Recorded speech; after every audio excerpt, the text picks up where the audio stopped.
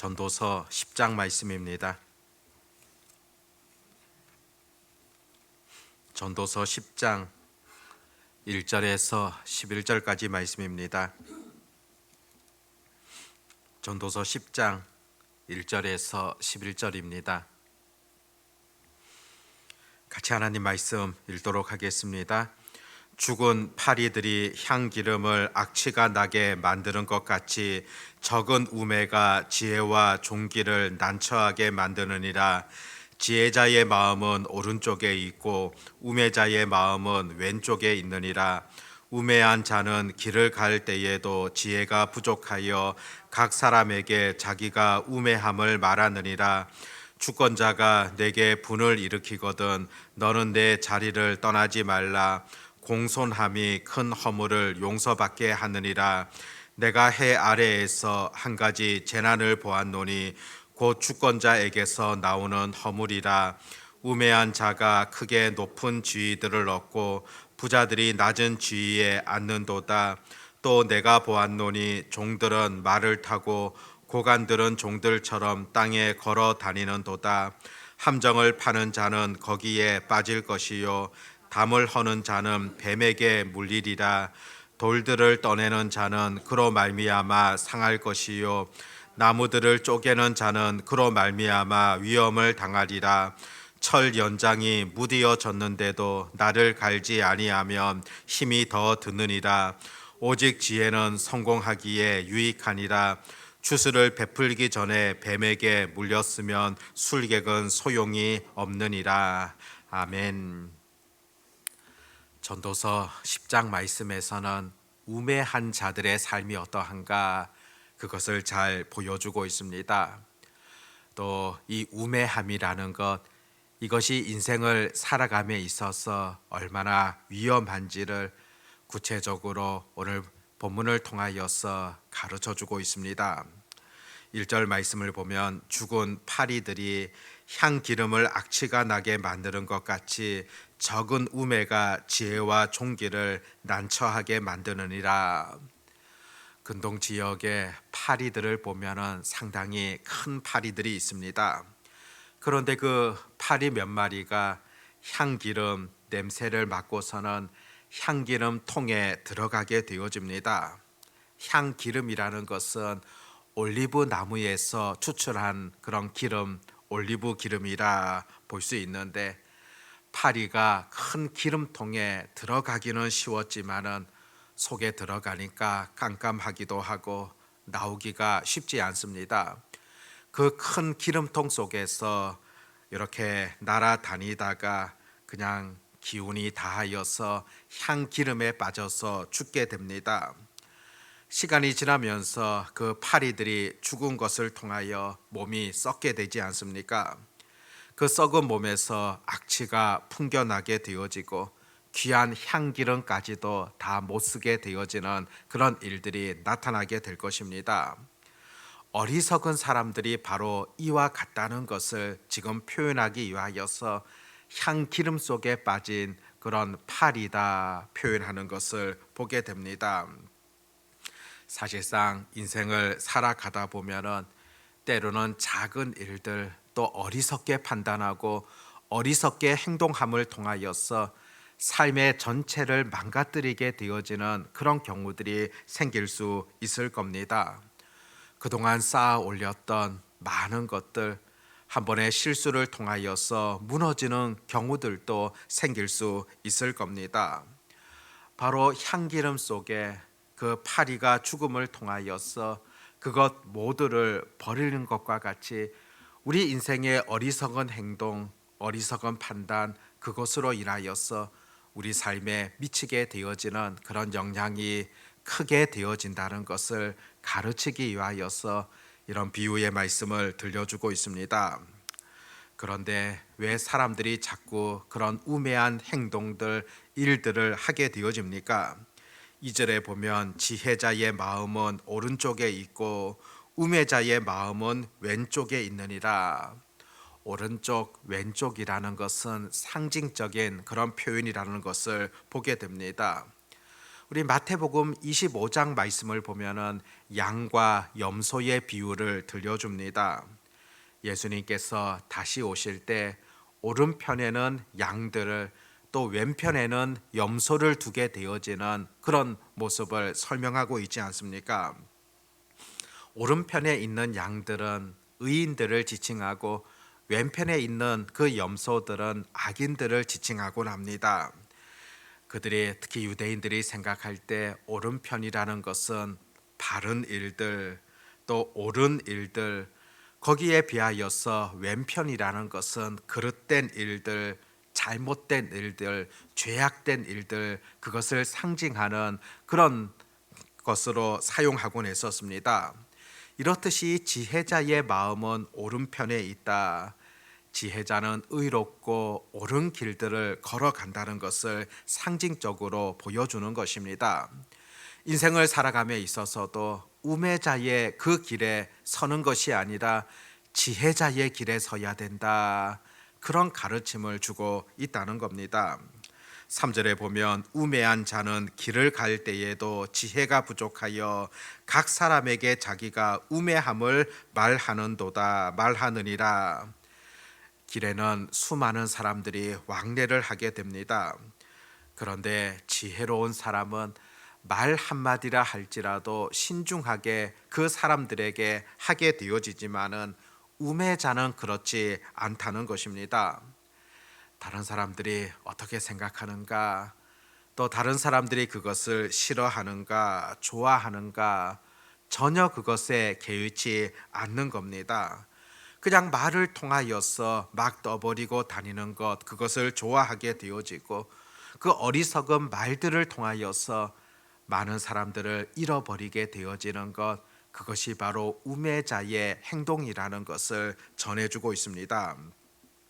4절 이하부터 보면은 우매자로 살아가는 두 부류를 설명하고 있는데, 한 부류는 주권자의 삶, 또 한 부류는 일꾼의 삶에 대하여서 오늘 성경은 묘사하고 있습니다.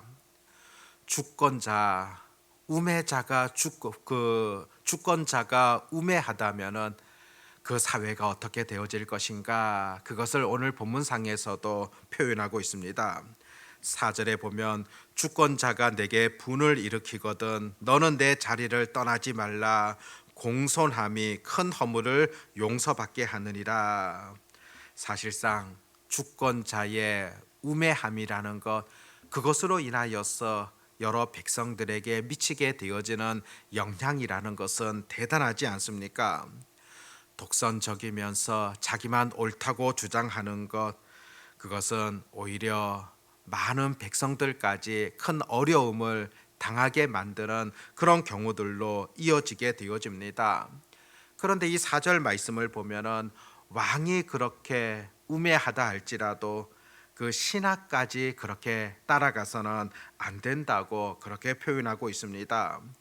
오히려 내 자리를 떠나지 말고 공손함으로 해야 될 역할들을 다 해야 된다는 것을 보여줍니다. 5절에 보면은 내가 해 아래에서 한 가지 재난을 보았노니 곧 주권자에게서 나오는 허물이라. 우매한 자가 크게 높은 지위들을 얻고 부자들이 낮은 지위에 앉는도다. 또 내가 보았노니 종들은 말을 타고 고관들은 종들처럼 땅에 걸어 다니는도다. 주권자가 어리석음을 통하여서 여러 사회 폐단이 생기는 것을 보여줍니다. 우매자가 높은 지위를 얻게 되어지고 부자가 낮은 지위에 처하게 되어진다. 종들이 말을 타고 고관들은 종들처럼 땅에 걸어 다닌다. 어떤 의미이겠습니까? 제대로 된 그런 모습이 나타나는 것이 아니라 오히려 사회적인 그런 모순들이 일어나게 되어진다는 것입니다. 주권자가 우매하게 되어지면은 여러 사회적으로 혼란이 일어난다, 그런 표현들을 보게 됩니다. 그리고 두 번째로서는 어리석은 일꾼들이 있을 때 어떤 결과들이 벌어지는가 표현하고 있습니다. 8절 말씀을 보면 함정을 파는 자는 거기에 빠질 것이요 담을 허는 자는 뱀에게 물리리라. 돌들을 떠내는 자는 그로 말미암아 상할 것이요 나무들을 쪼개는 자는 그로 말미암아 위험을 당하리라. 사실상 일꾼들도 보면은 지혜롭지 않습니까? 또 일꾼들이 가지고 있는 지혜를 통하여서 얼마든지 이를 능숙하게 처리할 수 있을 겁니다. 그런데 일꾼이 어리석게 되어진다면 어떤 결과들이 초래될 것인가? 8절과 9절 말씀 읽어보았듯이 한 네 가지 정도 표현하고 있습니다. 자기가 파놓은 그 함정에 자기가 빠지게 되어지는 그런 일들, 어리석은 일꾼들을 통하여서 나타날 수 있는 겁니다. 담을 허물다가 오히려 그 속에 있는 뱀에게 물리게 되어지는 그런 결과도 나타나게 되어집니다. 또 망치를 가지고 일을 하게 되어지는데 어리석은 일꾼들은 그 망치로 자기 손을 찢게 되어지는 그런 일들도 벌어진다는 겁니다. 또 자신이 잘못해서 도끼 자루가 빠지게 되어지는, 그래서 나무 파편이 튀게 되어지는 이런 일들도 벌어질 수 있다는 것입니다. 일꾼이라 했을 때는 무엇보다 자기의 일에 대하여서 조심성 있게 그렇게 해야 됨에도 불구하고 오히려 이와 같은 조심성을 망각한다면은 일꾼이 큰 해를 입는 그런 경우들이 발생할 수 있다는 것입니다.